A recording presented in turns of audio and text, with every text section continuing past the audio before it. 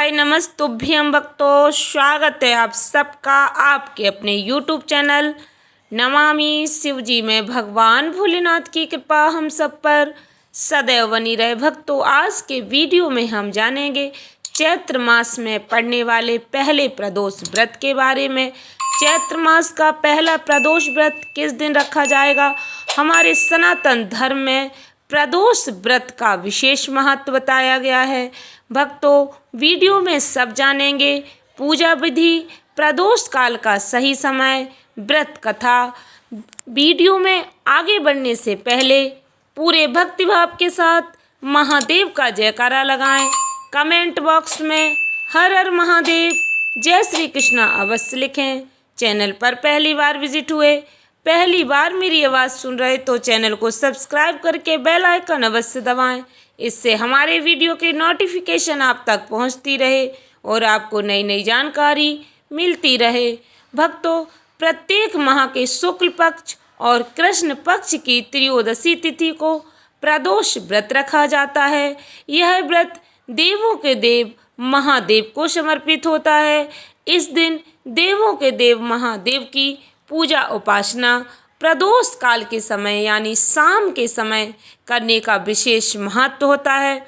बाबा भोलेनाथ अपने भक्तों की सभी कामनाएं पूरी करते हैं। कहा जाता है भगवान भोलेनाथ की विधिवत पूजा आराधना करने से जीवन में सभी प्रकार के कष्टों से निवारण होता है। आपके जीवन में आ रही बाधाएं दूर हो जाती हैं। सुख समृद्धि और खुशहाली का आशीर्वाद प्राप्त होता है। शिव भक्त देवों के देव महादेव को प्रसन्न करने का एक भी अवसर नहीं छोड़ते। प्रत्येक महीने के शुक्ल पक्ष और कृष्ण पक्ष की त्रयोदशी तिथि को प्रदोष व्रत रखा जाता है। यह शुभ दिन भगवान भोलेनाथ की पूजा उपासना करने के लिए महत्वपूर्ण माना जाता है। ऐसी मान्यता है प्रदोष व्रत रखने से सभी कामनाएं पूर्ण होती हैं, सुख सौभाग्य का आशीर्वाद प्राप्त होता है। पंचांग के अनुसार अप्रैल माह का पहला प्रदोष व्रत 6 अप्रैल दिन शनिवार के दिन रखा जाएगा। इसलिए भक्तों इसे शनि प्रदोष व्रत कहा जाएगा। इस दिन भगवान भोलेनाथ के साथ शनिदेव की पूजा करने से शनि की महादशा, साढ़े साती, ढैया समेत सभी परेशानियों से मुक्ति मिलती है। भक्तों, प्रदोष व्रत का शुभ मुहूर्त, पूजा विधि। प्रदोष व्रत का शुभ मुहूर्त पंचांग के अनुसार चैत्र माह के कृष्ण पक्ष की त्रयोदशी तिथि का आरंभ 6 अप्रैल को सुबह 10:19 पर होगा। अगले दिन 7 अप्रैल को सुबह 6:53 यानी 53 पर इसका समापन होगा। प्रदोष व्रत के दिन भगवान भोलेनाथ की पूजा प्रदोष काल में बहुत ही महत्वपूर्ण मानी जाती है।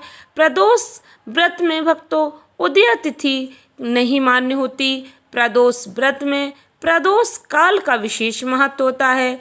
जिस दिन प्रदोष काल का समय प्राप्त होता है उसी दिन प्रदोष व्रत रखा जाता है। इसलिए 6 अप्रैल को ही प्रदोष व्रत रखा जाएगा। इस दिन प्रदोष काल पूजा का शुभ मुहूर्त शाम 6:42 से लेकर रात 8:58 यानी 58 तक रहेगा। पूजा का शुभ मुहूर्त भक्तों 6:42 42 से लेकर रात 8:58 58 तक रहेगा। भक्तों, पूजा विधि, पूजा सामग्री। प्रदोष व्रत के दिन भगवान भोलेनाथ की पूजा आराधना करने के लिए धूप, दीप, रोली, अक्षत, चंदन, समी पत्र, फल, फूल, मिठाई, भस्म, बेलपत्र, धतूरा, आक के पुष्प, आपको जो भी सामग्री प्राप्त होती है आप पूर्ण श्रद्धा भक्ति के साथ भगवान भोलेनाथ को समर्पित करें। भगवान भोलेनाथ अपने भक्तों पर अति शीघ्र प्रसन्न होते हैं। भक्तों, यदि आप पूर्ण श्रद्धा भक्ति के साथ भगवान भोलेनाथ पर एक लोटा जल समर्पित करते हैं तो भी भगवान भोलेनाथ अपने भक्त की कामना अवश्य पूर्ण करते हैं। पूर्ण श्रद्धा भक्ति के साथ आपके पास जो भी पूजन सामग्री है उसे भगवान भोलेनाथ को समर्पित करें। भगवान से अपनी जो भी कामना है उसे पूर्ण करने की प्रार्थना करें। महादेव अपने भक्तों की कामना अवश्य पूर्ण करते हैं, जीवन में आ रही बाधाएं दूर करते हैं। पूजा विधि भक्तों, प्रदोष व्रत के दिन सुबह जल्दी उठें, सूर्योदय से पहले स्नान करने का प्रयास करें। स्नान आदि करने के बाद स्वच्छ वस्त्र धारण करें। भगवान भोलेनाथ का नाम स्मरण करते हुए व्रत का संकल्प लें। मंदिर की साफ सफाई करें, भगवान भोलेनाथ की पूजा करें, शिवलिंग पर जल चढ़ाएं, शिवलिंग का अभिषेक करें। इसके बाद सायंकाल में भगवान भोलेनाथ की विधिवत पूजा आराधना करें, भगवान भोलेनाथ का जल अभिषेक करें। प्रदोष व्रत की कथा अवश्य श्रवण करें। कथा यदि आप पढ़ते हैं तो कथा पढ़ें, श्रवण अवश्य करें।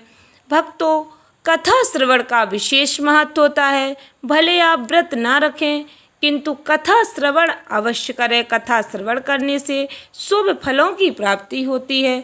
भगवान भोलेनाथ पर बेलपत्र, फूल, धतूरा, आग के फूल, जो भी पूजा सामग्री आपके पास है भगवान भोलेनाथ पर पूर्ण श्रद्धा भक्ति के साथ समर्पित करें। इसके बाद भगवान भोलेनाथ के मंत्र नमः शिवाय ओम, ओम नमः शिवाय, श्री शिवाय नमस्तुभ्यम, आपको जो भी मंत्र याद है आप उसका 108 बार जाप करें। 108 बार जाप नहीं कर पाते तो कम से कम 5 या 7 बार अवश्य स्मरण करें, अवश्य मंत्र का जाप करें। भक्तों, पूजा करते समय आप निरंतर भगवान भोलेनाथ के मंत्र का स्मरण करते हैं तो आपका 108 बार नाम स्मरण हो ही जाता है। तो कोशिश करें पूजा करते समय निरंतर भगवान भोलेनाथ का जो भी मंत्र आपको याद है, नमः शिवाय ओम, ओम नमः शिवाय, श्री शिवाय नमस्तुभ्यम, आप निरंतर स्मरण करते रहें। नाम स्मरण करने मात्र से भगवान भोलेनाथ अति प्रसन्न होते हैं। शिव चालीसा का पाठ करें। यदि आप शिव चालीसा जानते हैं, यदि आपको स्मरण है तो आप उसका पाठ करें, देखकर पाठ करें। शिव चालीसा पढ़ने का भी विशेष महत्व होता है। यदि नहीं पढ़ पाते, नहीं स्मरण कर पाते तो आप जो भी भोलेनाथ का मंत्र याद है उस मंत्र का स्मरण अवश्य करें। भक्तों, इसके बाद भगवान भोलेनाथ, माता पार्वती सहित सभी देवी देवताओं की आरती करें।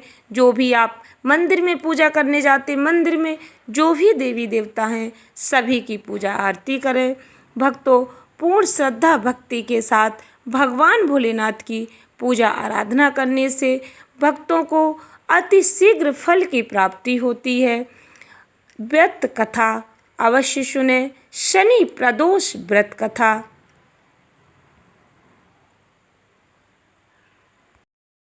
पौराणिक कथा के अनुसार प्राचीन काल में एक नगर में सेठ रहते थे। सेठ जी के घर में हर प्रकार की सुख सुविधाएं थी, लेकिन संतान नहीं होने के कारण सेठ और सेठानी हमेशा दुखी रहते थे। काफ़ी सोच विचार करके सेठ जी ने अपना काम नौकरों को सौंप दिया और खुद सेठानी के साथ तीर्थ यात्रा पर निकल पड़े।